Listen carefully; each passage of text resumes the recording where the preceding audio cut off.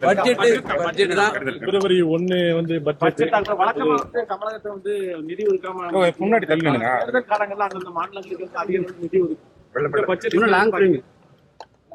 நிச்சயமாக இந்த பட்ஜெட்ல நிதி ஒதுக்கப்படுகிறதோ இல்லையோ, நிச்சயமாக பட்ஜெட்ல இப்ப அடிக்கடி தமிழ்நாட்டுடைய பேர், கேரளாவோட பேர், மேற்கு வங்கத்தோடைய பேர் நிச்சயமாக நாம் பல முறை கேட்கலாம்.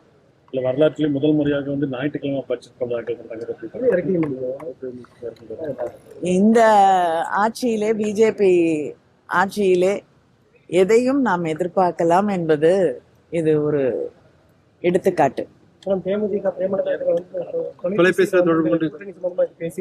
கூட்டணி சம்பந்தமா நான் உங்ககிட்ட ஒண்ணும் பேசல. திமுக கூட்டணி உறுதியாயிட்டாங்க. நான் உறுதியாயிருந்தா நிச்சயமாக முதலமைச்சர் அவர்கள் அறிவிப்பார்கள். தயாரிப்பு பணி எப்படி இருக்கு மேடம்? எப்போ படம்?